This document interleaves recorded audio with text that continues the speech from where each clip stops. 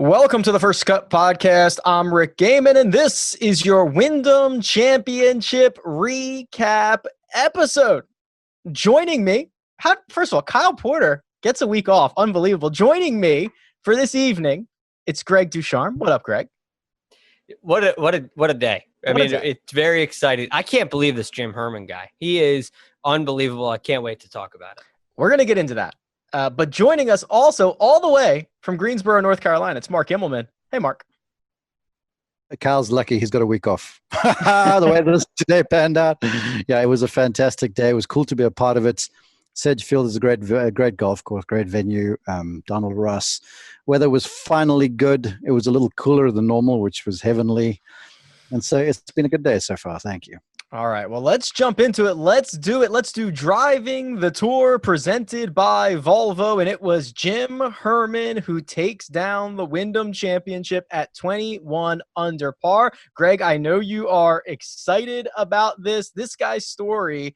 I mean, we could spend however long talking about how unlikely this scenario was, how important this is to him. Where do you want to start, Greg?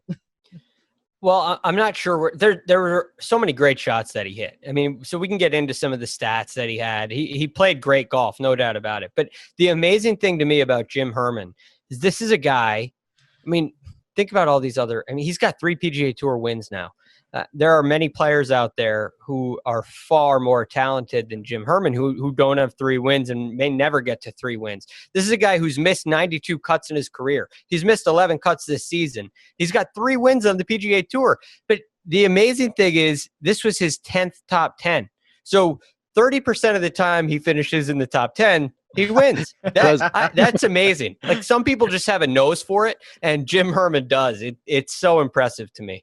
He's a closer, I'll tell you. His last top 25 anywhere in the world on any tour was a win. And that was the 2019 Barracuda Champ. I mean, it's unbelievable. I could go back. I mean, 43 events in a row. He has 2 top 25s. Both of them are victories. Mark, he goes 61-63 on the weekend. I mean, he was sublime. And I think this also speaks to just how deep the tour is when a guy who's ranked 318th in the world can go out, shoot 61-63 and win a golf tournament. Well, we had this conversation recently, right? I mean, it's where I mentioned that, you got to be really good to suck on the PGA Tour. I mean, this is the best of the best. And you talk about 124 over the weekend. That is bananas, okay? Even around a short past 70 golf course. But I want to take a step back to Friday afternoon. This is a guy who came in here with not very much form, and apparently he birdied like 4 of his last 6 holes on Friday just to get into the weekend on the number.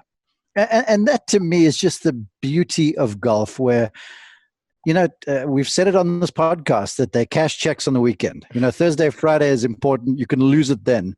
But your job's to get into the weekend because anything can happen. You've just got to catch that proverbial lightning in a bottle. You got to start making a few timely putts, and you get a little momentum. And I tell you what, how's him shoot 61? He had a putt for 60 on Saturday. Yep. He shoots 61. Then earlier this morning, he comes out and he birdies the first. I mean, here's a dude that's 10 under par for 19 holes. That is absolutely crazy. So, I mean, what a cool story. It's nice to see. We've talked about this on the show too. I think sometimes we're numbed by watching the blue chip stars and they win big events, and you have Rahm get to number 1 and then he's vying with Rory and JT and Tiger and all these names and stuff. But these stories are the real stories. I mean, Jim Herman right now, he is on top of the world. Yep. Whereas someone else, maybe some name who comes in here and wins this, they're like, oh, great. But I'm aiming for something larger. This is a big deal, and it's a big deal for me too. And that was very apparent in his post-round interview. Greg, he was emotional. This is a big deal. He is now inside the FedEx Cup Playoffs, so he's going to move from 192 to 54th in the FedEx Cup standings. I believe it is the biggest move ever in the final event of the regular season. I mean, we can't even describe how this will, in theory, and how it might change his career trajectory and his life trajectory. Well, that's the amazing thing about him, right? He's the win in 2019 at the Barbasol, I believe it was, that kept his card. I think that year he made like 3 cuts. It was a really tough year for him in 2019, and he wins to keep his card. I mean, he was one of the rare players who had a win and finished outside the top 125. He didn't make the playoffs, but he kept his card because he won. That's having your back up against the wall and just being flat out clutch. And now he's got Billy Horschel, who's a 5-time winner on the PGA Tour, who should win this event, right? Billy Horschel is leading the way and should win. Jim Herman, everybody's waiting for him to fall off, and he just keeps going and gets himself another 2-year exemption on the PGA Tour. There's no doubt this is, this guy is playing for his career, right? He's playing for his job. This isn't a guy he certainly doesn't have the cut streaks to get the pension program, right? This is a guy who's probably going to play PGA Tour Champions at some point when he's eligible with his age. He's playing for his dollars, right? He's playing for his career. So it's amazing to see, because he's like a guy who's so backed up against the wall. Nobody expects him to do it. He's always teetering between Korn Ferry Tour finals. I mean, he wasn't even eligible for FedEx Cup bonus money. A lot of people don't realize they pay 125 to 150. He wasn't going to get any of that. And now, I mean, who knows what that bonus is going to look like? So it's an amazing story, and I'm having a hard time wrapping my head around it.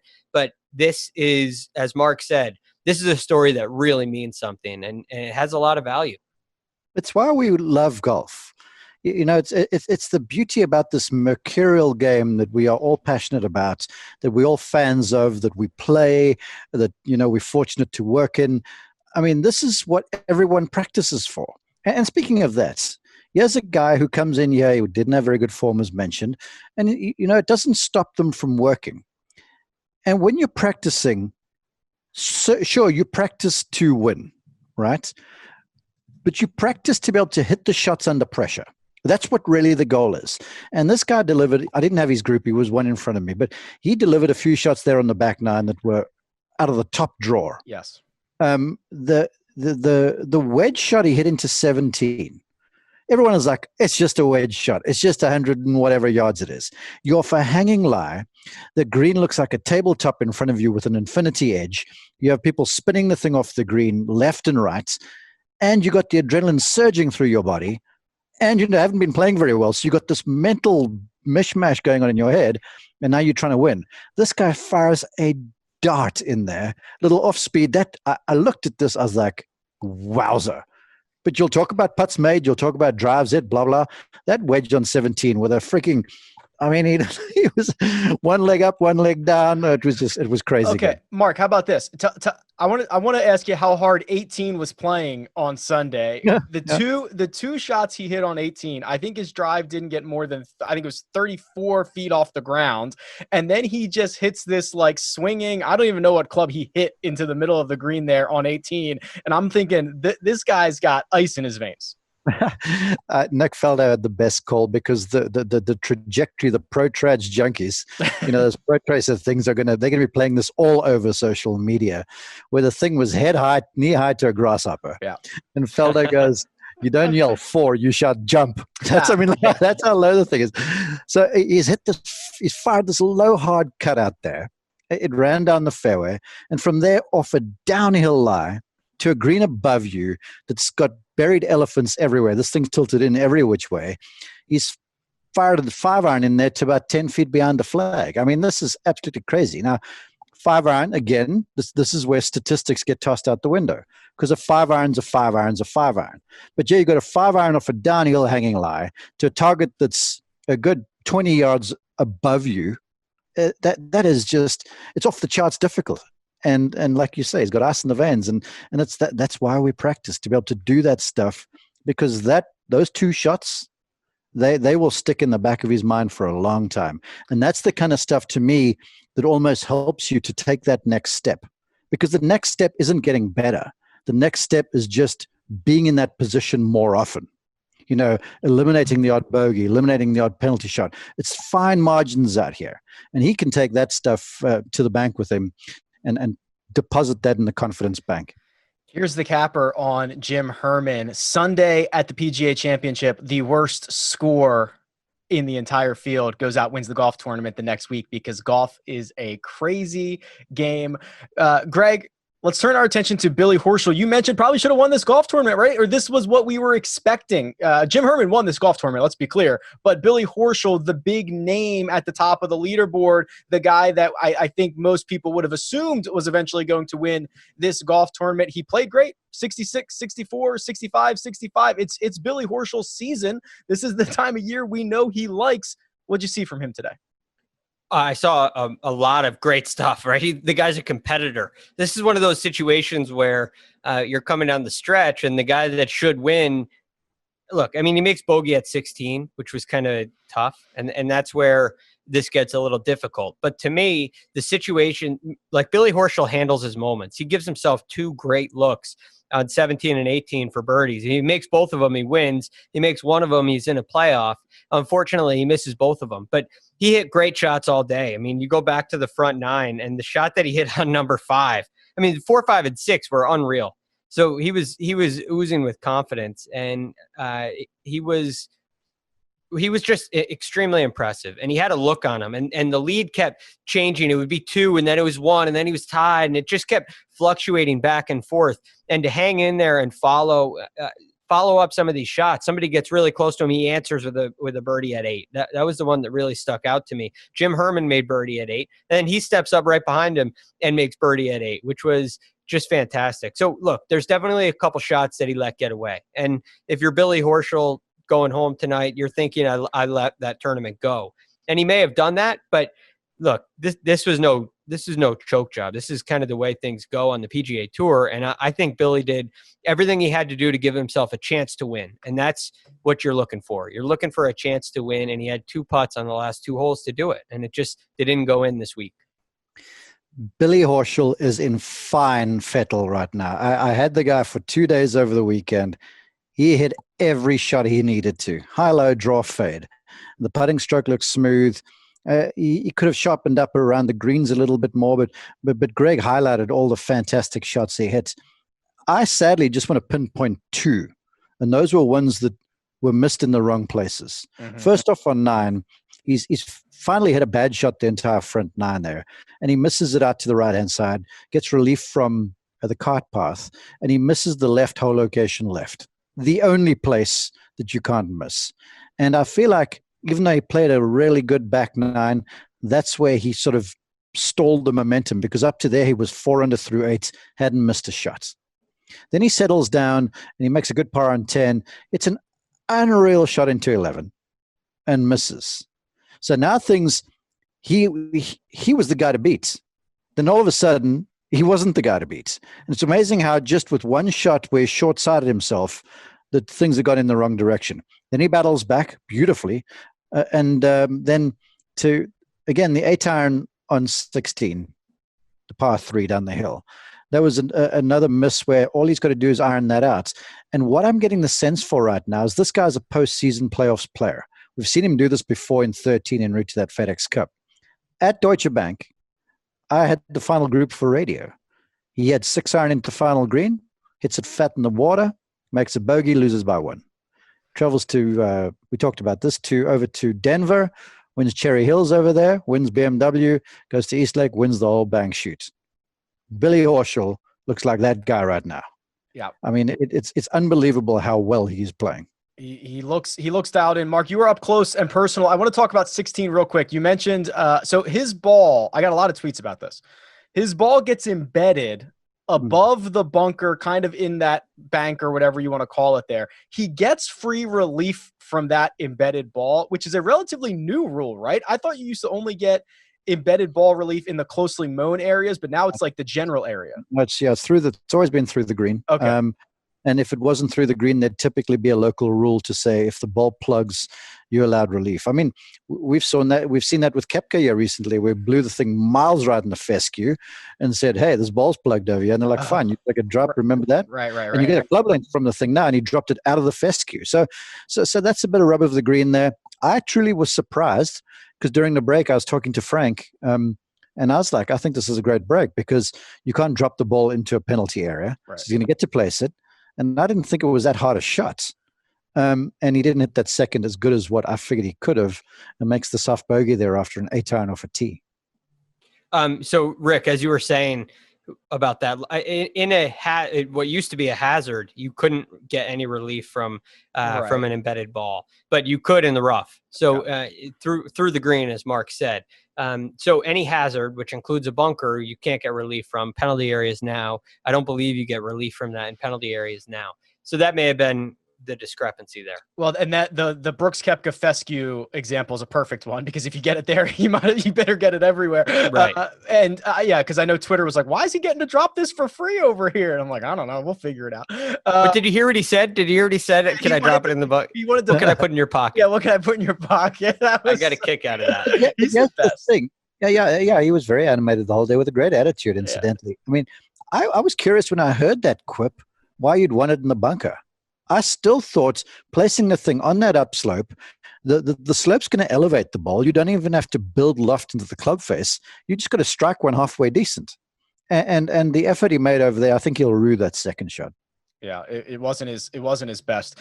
Webb Simpson, who another top 5, top 3, finishes in a tie for third with a handful of other golfers, continues to dominate at this event. Greg, I don't really know what there is to say. I mean, Webb Simpson was the favorite coming in. He was that, rightfully so. He was one of the few guys at the top of the leaderboard who didn't go like super low in any round. He shoots just 66, 66, 65, 65.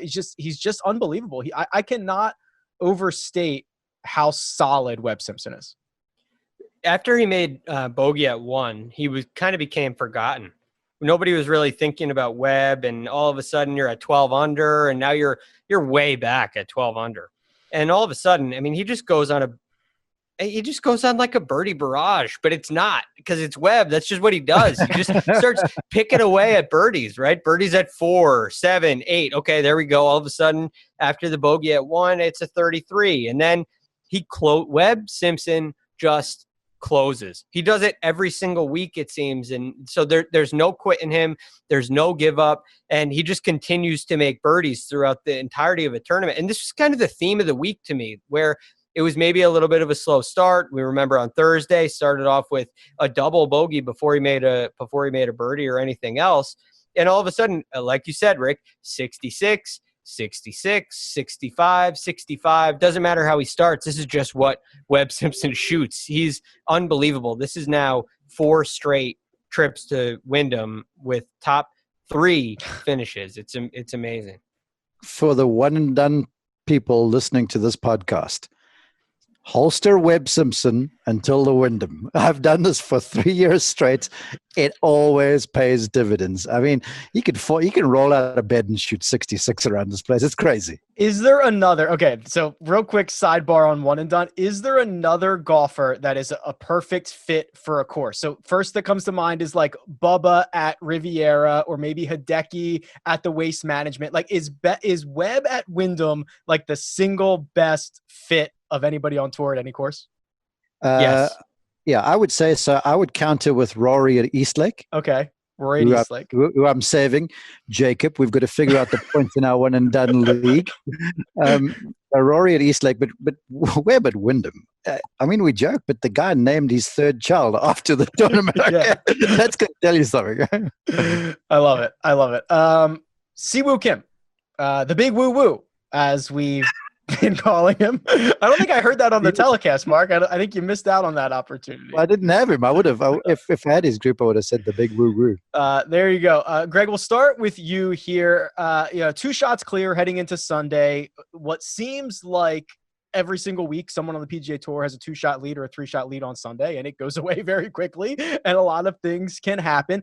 It appears that the big mistake for Siwoo was pulling driver at 6, a hole that you don't need to hit driver, and a hole that he hasn't hit driver at all week. Hits it into the fescue, of course, cannot find it, has to make the trek back to the tee, hit another one. He ends up with a double, makes another bogey, 2 or 3 holes later, and when the field's passing you, I mean, you can't be 3 over through like 8 holes. No, and this was a result of one issue. He hit a beautiful shot into number 5. The par 5. His second shot was right at the flag, and you're thinking it's going to be 3 feet. It catches a little bit of a slope there. Everybody who got it close was towards the back of the green, kind of like where Jim Herman was. I know Jim Herman was 60 feet, but like Billy Horschel got it kind of long, right on line with that flag, and it would stay up there. It came up like it must have been, Mark would know better than me, but it must have been inside of 5 feet short of staying up on the ridge, rolls down, makes a par. He's upset, hits a driver where he shouldn't be hitting the driver. And to me, that looks like it's purely out of because he's upset. I'll say this, there's a limited strategic advantage to hitting driver there. And he does, especially when you're like a leader, right? It's one thing if you're 5 back, but he's a leader in the tournament. So he makes a bad choice because of a bad break. And then on 8, he got one of the, I mean, look, it wasn't a great shot, but it was an awful break. Hitting off the cart path, he pulls it, hits the cart path, and it came back into the penalty area, I think. So that was very unfortunate. But another hole on 8 where everybody's making birdie hitting less than driver off the tee.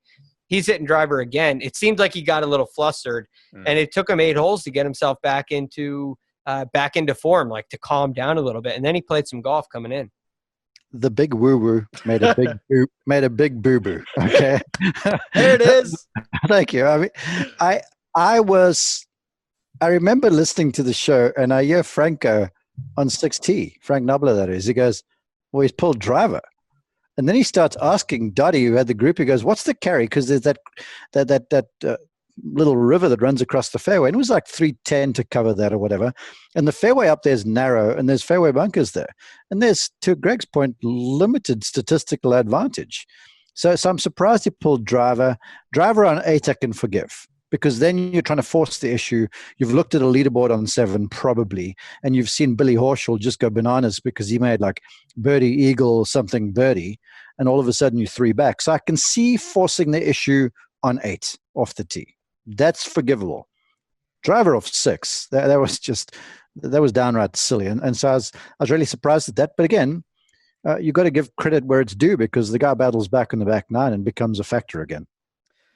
Yeah, he did. It was unfortunately a little too late, excuse me. But yeah, he did right the ship a bit coming in. Doc Redmond, Mark, we're going to stay here with you because he played with Billy Horschel today, right? I'm not wrong. Okay, got it. Yes. He is quickly becoming one of my favorite players. The way he can strike the ball. What did you see from him he's a young guy, as his game is now seemingly maturing, and we're seeing him near the top of the leaderboard more often? He's fascinating. He's a curious character to watch him from afar. I mean, I've never met him. I didn't introduce myself or anything today. And he's got this self-deprecating manner about himself. Like, he hits putt, he'll miss a shot, and he'll sort of just shake his head and walk around the place and gaze at the sky, and then he'll go and all of a sudden make a birdie or whatever, and he'll hit a great shot, and he sort of looks like, oh goodness, I can't really believe that. But anyways, but the guy is a flusher. I mean, he hits the ball in the middle of the bat every single time. He's very reliable. It's this little left to right fade. It's powerful, and he's got this. I would almost say to you, he's kind of like Dustin Johnson with that mustache, because he looks like he cares, but he doesn't really care. He looks like if he hits it close or 50 feet, it doesn't really matter. If he make putts, he's like, okay, whatever, I'll go and hit the next one. And so he's got that Dustin Johnson about him, which I think is going to stand him in good stead.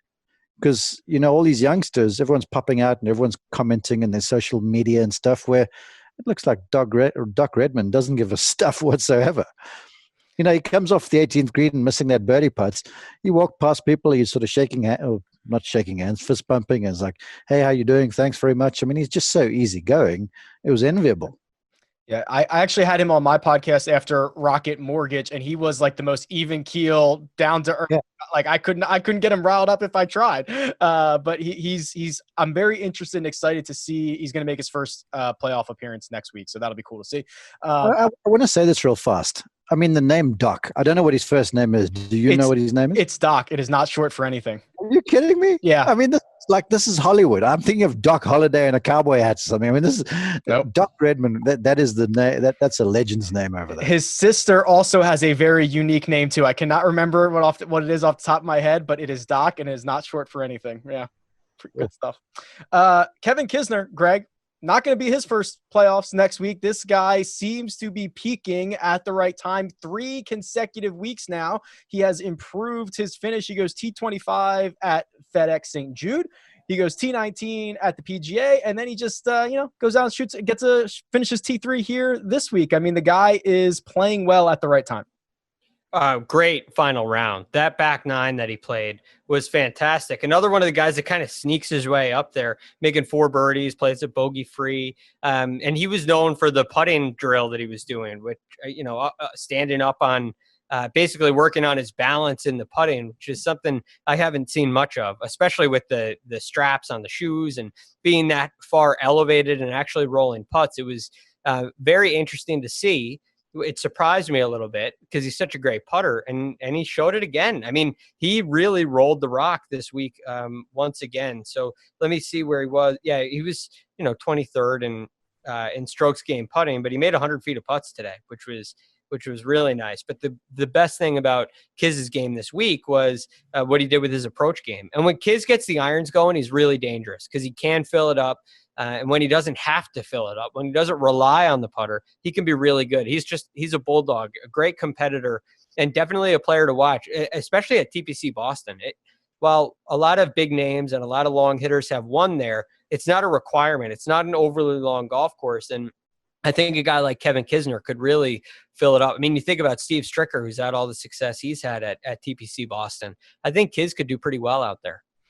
Interested to see how he does starting next week. We're going to talk about the FedEx Cup playoffs. We're going to preview the Northern Trust. We're going to go on a quick break, but first we'll wrap this up because producer Jacob did such great research, Mark. Doc's sister's name is Karma. There you go, Doc and Karma. Dang, that's cool. Go. Pretty cool. All right, we're going to take a quick break. Hear a word from our partners. All right, gentlemen, the regular season, it's over. We are in the playoffs. Playoffs, Jacob. Can we get that? Can we get that soundbite at some point? We are in the playoffs. Here are a few players who have punched their ticket. Jim Herman, we talked about. Shane Lowry, Mark, he's in. And Zach Johnson played like a madman in his final, 55 holes. The guy went absolutely nuts. We're going to see all 3 of them in the playoffs starting next week. Do you think any of these guys can make a real run at this thing? Well, look, Herman at 54 has obviously got the best chance because you go from 125 to 70, and you've got to get busy if you're from like 7. If you're in like the 90 to 125 range, you've got to play really soundly in that first event. Now, let's remember the points are quadrupled. So there's a lot of volatility in the playoffs now.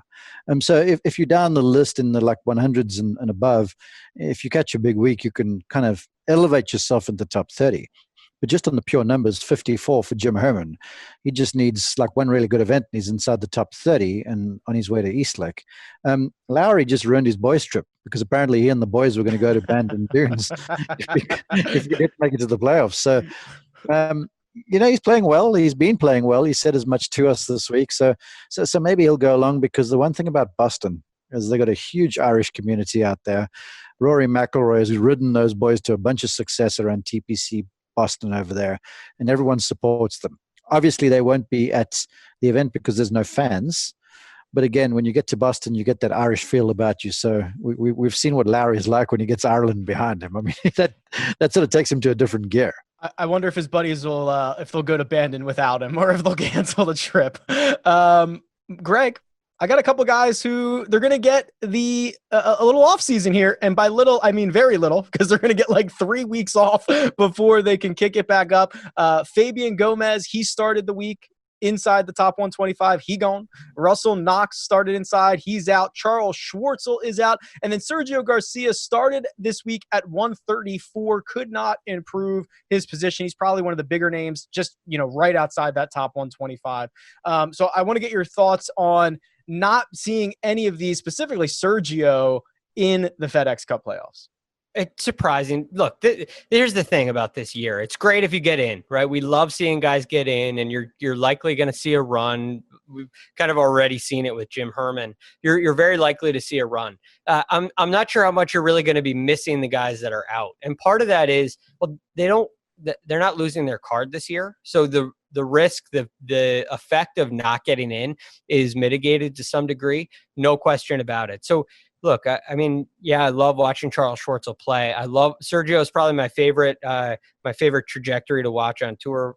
There's one for you, Mark. I'm definitely one of those guys. So I love watching these guys, no doubt about it. But are they really going to be missed? I think this is the beauty of the game of golf. We have so many options. We have so many great players.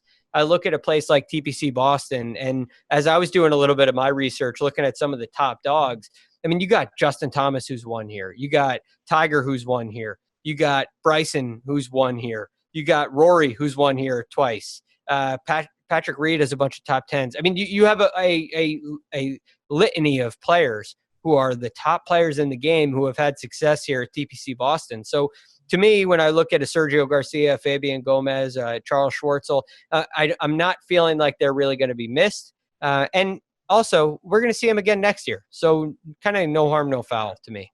Yeah, the shortest off season in sports, even shorter this time around. It feels like, Mark. Let's do a little confidence, little temperature check on some of these guys for next week. Brooks Koepka, the big name. We're going to hear a lot about Brooks Koepka, Mark, at the Northern Trust, because he's got some work to do, and this is now going to be 7 straight weeks of golf. And I'd argue the top players in the world, they only play 7 weeks in a row out of one of two things, either desperation or necessity. And I think Brooks is in the necessity category at the moment because he needs points.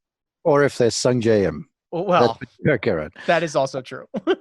I don't know what to think with Brooks. I was confident with the guy leading into this week, but then I've actually got the transcript here somewhere. If I could reach it, I'd read it to you, where after missing the cuts, he's like, no, the body's just not good. He didn't say I'm nowhere close to 100%, but it was something along those lines. And I'm like, geez, 1 week you tell us the knee's fine and you're feeling great. The next week you're saying to us, no, I'm not feeling very good and I'm unsure. He looked, remember, let's look back and think about Memphis. He finishes second there and he goes into PGA, the prohibitive favorite. Just because people are like, oh, he has Brooks and he switched on his brain because now it's a major championship. And he always seemed to have that invincible sort of an air about him when he wanted to play. But now it's looking to me, I'm seeing a guy who's apparently injured, seriously tired and fatigued, probably worn out mentally, questioning a little bit with a technique, even though he says he's ironed out all the stuff. Because I understand fatigue and missing certain number of shots. But if the body's not there, then your golf swing technique is by definition sketchy, right? And so now you've got a guy who's a little unsure about the technique because you're a little unsure about the health, and you've got all these things that are bubbling up under the surface. And I'm not so sure that this immense willpower that he has can overcome all of this stuff. I wouldn't be surprised really if Brooks plays this week, doesn't make it through, and just decides to do a Tiger, and he goes, I'm out. I'll catch you guys in the new year and let my body recover. But that's just me. Yeah, I actually have the transcript up here, and he kind of goes back and forth on this. He says he's very tired. He says it's physical. He says, I know how to do it. I can do it. I just physically can't do it, in regards to some of the work that they're trying to put in with his swing coach. I mean, it's really incredible stuff, Mark. Yeah, and I made a mistake. They do forgive me, because I'm thinking like the usual season where it's like playoffs and then they're done for a while and the blue chip guys kind of go away. But now we've got the US Open coming up in Greg's neck of the woods over there. Yep. So I think this is sort of galvanizing my argument, where I'm like, if he doesn't play well this week, he's like, Dunzo, I need to get myself ready for Winged Foot.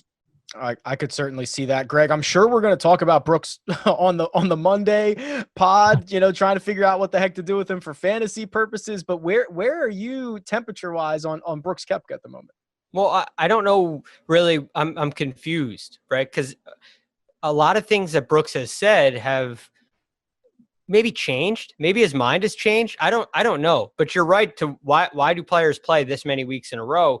Is it desperation? Is he looking for something? Well, he also said you can probably find this in another transcript. Well, I want to make it to Eastlake. And if you're going to have that attitude, right, I want to play Eastlake, that's a goal of his, which makes total sense, right?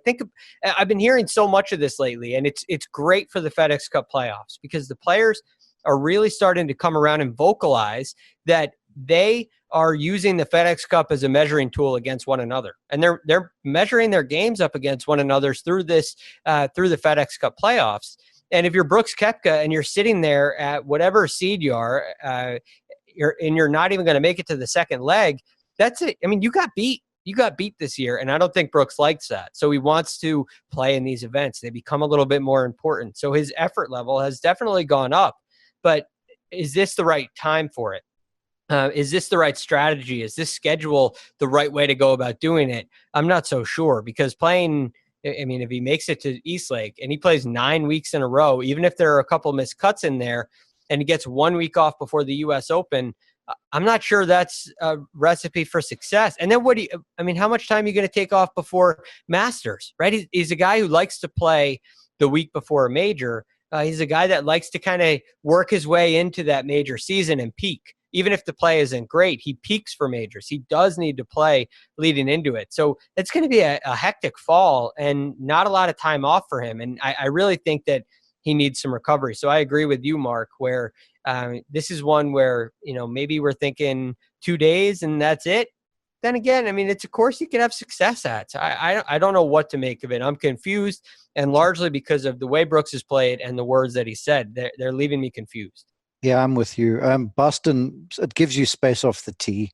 So it's sort of like Greg says, sort of fits the Bombers. And the one thing just to bear in mind, this was his 6th week straight, right? Yeah.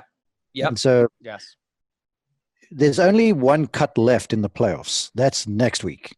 After that, it's 70 no cut, and of course to Eastlake 30. So if he makes the cut this week, he's guaranteed 8 competitive rounds. Now, is he going to make it to Eastlake right now? I don't know. I think he's going to have to pull a Houdini.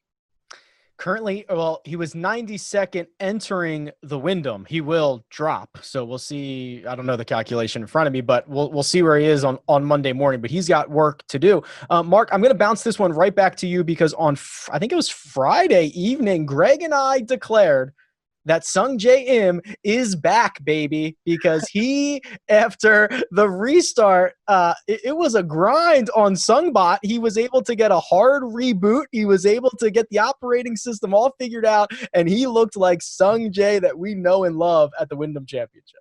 Hey, I picked him in our head-to-head matchups, and I just came up a buck shy over there. Yeah, look, someone like that who just goes so reliable from tee through green and is a nice putter and with a great attitude, it's not that they'll find their game back. It's like, okay, it's a matter of time. It's inevitable. It's just when's it going to happen? And yeah, on the weekend when it was a birdie fest, you got to make putts. He made putts. We know now in the playoffs, it becomes about putting. You got to hit the ball and play, and then you make putts. And when you start doing that, you can make yourself some big money and win some grandiose trophies. So I watched him play at Eastlake last year. It's the first time I'd ever watched him play up front. And it looked like that golf course fit him like a hand to a glove. And now with some confidence going into Boston, I wouldn't be at all surprised if he just keeps it rolling, keeps earning those big points and finds himself in the top. Well, he's in the top 30 basically because he's like 9th or 10th or something like that, right? He is currently 8th, I thought. No, he was 5th before this. Oh, that's right. So yeah. we will see. I assume I don't know. Oh, he might pass. No, he won't pass Bryson. He'll probably still be 5th. So, Greg, do you think it is a coincidence that as soon as I put his shoe I can't get to it. His shoe from the WGC on my shelf back here, he started going nuts. I think I've got the magic touch here. I fixed the jinx. Get the tinfoil hat out. The conspiracy. Rick came and fixed the jinx. It's settled. There you go. It's sold. And you're right, Rick. We said it Friday, yeah. And it's held true. Sungjae is back. He rebooted the system. He's here, and he's here to stay. Let's go, Sungjae. I'm holding my thumbs, Mark. That Sungjae is back. I don't think I've used him in one and done. Oh, really? I used him like the first week. Okay, I'll let you guys know. McIlroy in the Tour Championship, JT at BMWs, who I've got, and I'm really heavy on Billy Horschel right now, but Sungjae might be the guy. All right, we'll see. Real quick on Tommy Fleetwood, Greg, we'll go right back to you because I feel like we talk about Tommy Fleetwood a lot. Didn't have it on Sunday. Goes out, shoots a 74. It's going to end up being about 5 shots worse than the field average. I don't know if there's anything to mine deeper into this, but probably one of the more disappointing results that we got on Sunday. Yeah, absolutely. Especially if you had him in your fantasy lineup, right? Greg must be speaking from experience. Oh, okay. No, I didn't, because I don't trust Tommy Fleetwood on Sunday. I don't trust him yet. This is going to be one of the players who proves me wrong. There's going to be a week where I fade him, and he does it on Sunday. He's just that good, but he's one of these guys. And I don't know if this is a coincidence, and I'm sure that you guys will laugh at me, but you're looking at a Ricky Fowler, a Tony Finau, and a Tommy Fleetwood I put in that group. And they all have a couple things in common. One, they're extremely talented, and we expect a lot out of them because of how good they are. Two, they don't win a lot. And 3, they're extremely nice guys. And I wonder if there's a nice guy thing going on. Look, that's another tinfoil hat conversation we don't have to have tonight, but I don't trust Tommy Fleetwood on Sunday. That's where I stand right now. I was going to make a joke, but it didn't formulate quick enough in my brain. So I'm just gonna skip it. It won't be the last time that I say that. So I'll give you another crack at it. Maybe tomorrow. I couldn't come up with it fast enough. We are going to tie up some loose ends here. Greg, congratulations. 6-2 in matchups. You retain the belt second straight week. Is that right? No, I think it's 2 out of 3. I had to give the belt away last week. So is someone counting how many belts have been won by each competitor? We thought you were. I think I've got 3. We'll figure it out. I know I've got 2. Maybe this is like a keep track of your own score kind of thing. Okay, I've got 6. Yeah. Until somebody proves me wrong. The 2 you missed, Greg. Shane Lowry over Brendan Todd. You had Brendan Todd. We all did. We all lost that one. And you had Justin Rose over Paul Casey. You were the lone wolf there, but it did not hurt you because you got 6 out of 8. Congratulations.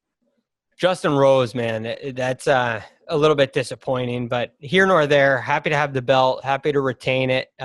So yeah, exciting week. All in all, quite a week for me. So the matchups are so fun and not easy. And look, when you win the second belt, it's like a validation. So I feel like I'm getting interviewed by Amanda Balionis right now, but very excited. Yeah, you're getting a little emotional, I can tell. Next week, the Northern Trust, which is part of, this is one of my favorites. It's the Puerto Rico Open, and this is my other favorite thing, the Caps Lock Slam, because this official tournament name is all in caps. Mark, can you name a couple other tournaments that might fit that criteria? The Caps Lock Slam. Oh, goodness. I love this. There are a couple of funny things. All in capital letters. Yeah. See, you don't type the names of the tournaments enough. That's what the problem. I don't know, but this I'm intrigued. Okay, I'll go with a couple here. Go ahead, Greg. You got some. You're right. CJ Cup. That's all capitals. Zozo. All capitals. Yep. The players. The players. No, I don't That's work. The key. I don't work in the fall. I'm embarrassed to miss the players, but in the fall I kind of switch off on golf. Okay. The players. Now, a couple of other ones that I find like Tour Championship. Tour is in all caps. So I don't think it counts. Okay, so that's not a cap because championship isn't, so that doesn't count. I know we have the Memorial has the lowercase t, which is interesting. That's crazy. There's got to be another one that I'm missing. So the one that I guess the one that also doesn't count then is the 3M Open. 3M, the M is capitalized. Open is not. But open isn't. It's just the capital O. Yeah, I don't think that one counts. But pretty good. Yeah, it's fun. It's fun to see. I will say this: it is a creative way to make. It almost breaks up the schedule in a way. It makes it pop when you're looking through it because you're looking at 40-some events, so it can get a little confusing. It's entertaining and it's funny to see, and I always like typing it out the correct way. But I think it has real value. It reminds me of my father-in-law, who, when he texts me, only uses capital letters. He's yelling at you. Exactly. This is his week. He's gonna love the Northern Trust. He's a big believer in the Caps Lock Slam. All right, gentlemen, we are giving it the full treatment next week, as we always do. DFS preview. We'll do the betting and the storylines and round by round recaps, all that good stuff. So make sure to subscribe. Hit us up on YouTube, youtube.com/firstcutpod. I want to thank Greg Ducharme. You can find him on Twitter at @TheRealGFD. You can find Mark Himmelman at Mark_Himmelman. You can find me at Rick Run Good. This has been The First Cut, and we'll catch you next time.